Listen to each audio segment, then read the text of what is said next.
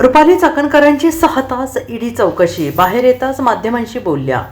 गुवाहाटी दौऱ्याबाबतही सांगितलं. महिला लैंगिक अत्याचार प्रकरणातील भोंदूबाबा अशोक खरातसोबत आर्थिक व्यवहारात संबंध आहेत का, तसेच त्यांच्याशी असलेल्या जवळकीवरून आधी SITने महिला आयोगाच्या माजी अध्यक्षा रुपाली चाकणकर यांची तब्बल 6 तास चौकशी केली. त्यानंतर आता अशोक खराच्या मनी लॉन्ड्रिंग प्रकरणात ईडीने रुपाली चाकणकर यांना चौकशीसाठी बोलवलं. त्यासाठी रुपाली चाकणकर सकाळी 10:30 वरळी ईडी झोन 2च्या ऑफिसमध्ये दाखल झाल्या.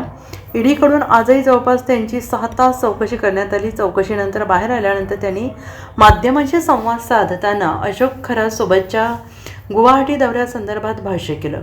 भोंदूबाबा अशोक खरातने दैवी शक्ती आणि काळ्या जादूचा धाक दाखवून सगळ्यांकडून गैरमार्गाने पैसे खंडणी गोळा केली आणि यात अनेक बेनामी अकाउंटच्या माध्यमातून गैरव्यवहार उलाढाल केली आहे. आणि विशेष म्हणजे खराची ही उलाढाल 70 कोटीहून अधिक असून त्यामुळे ईडीने यात मनी लॉन्ड्रिंग अंतर्गत आर्थिक व्यवहारांची स्वतंत्र चौकशी सुरू केली आहे.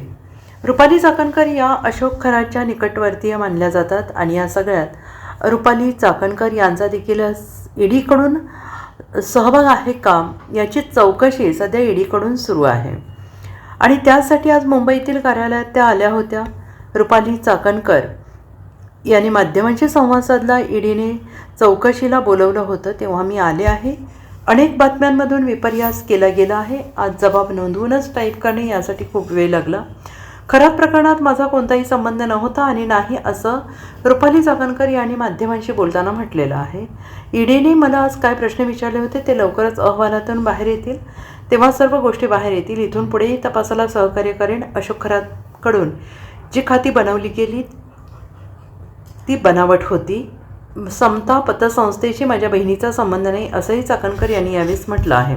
त्यांचे जे काही प्रश्न होते त्या सगळ्या प्रश्नांची उत्तरं दिलेत आणि मी पहिल्या दिवशी जे सांगितलं होतं ते आजही सांगते. खरात प्रकरणामध्ये खराशी आमचा कोणताही आर्थिक व्यवहार नव्हता. कोणत्याही जमिनीमध्ये आम्ही पार्टनर नव्हतो. त्याच्यामुळे बाकीचे प्रश्न उद्भवत नाही. काय प्रश्न विचारले गेले होते, काय नेमके प्रश्न विचारले गेले होते? मला असं वाटतं सगळ्याच अहवालामध्ये जे काही पुढे तपास होईल त्या तपासामध्ये काय प्रश्न होते ते समोर येतील.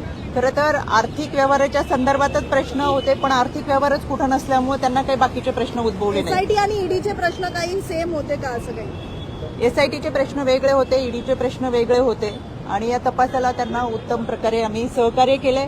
इथून पुढेही कधी त्यांना सहकार्य लागलं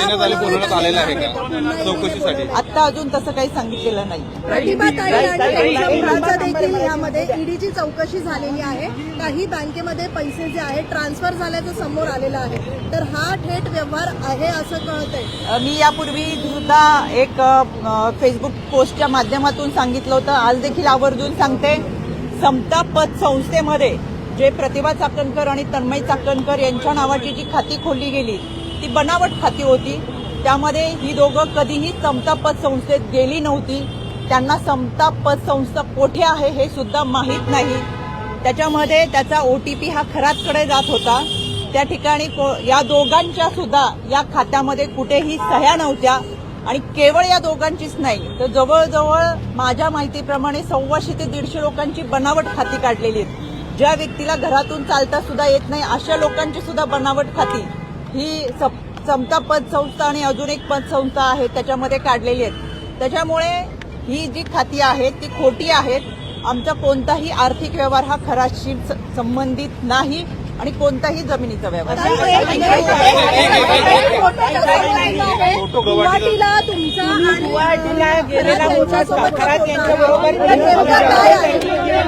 पहिली गोष्ट, गुवाहाटीचा जो फोटो तुम्ही पाहिलेला आहे त्याच्यामध्ये हा फोटो जो आहे तो माझ्या फॅमिली सोबत, खराची फॅमिली आहे. दुसरी माझ्या कुटुंबाने कधीही दर्शन केलेलं नव्हतं आणि त्यावेळेचा आमचा भाव असा होता की आपल्याला आपल्या गुरुबरोबर जर दर्शन करता आलं तो आध्यात्मिक भाव म्हणून आम्ही स्वतंत्र पुण्यावरून प्रवास करून गेलो होतो आणि तिथं सोबत आम्ही दर्शन घेतलं होतं. त्याच्यानंतरचा त्यांचा प्रवास त्यांच्या लोकांसमवेत होता. खरात अनेक लोकांबरोबर त्याच्या कुटुंबाबरोबर तिथे आलेला होता. त्याच्यामुळे आपण दर्शनाला अनेक ठिकाणी जातो, तो एक आध्यात्मिक भाव होता.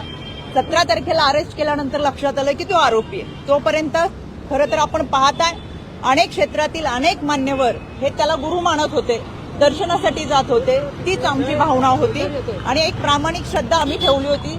त्याच्यामुळे साहजिक तो एक श्रद्धेचा भाग होता. Bureau report SBN Marathi, Mumbai.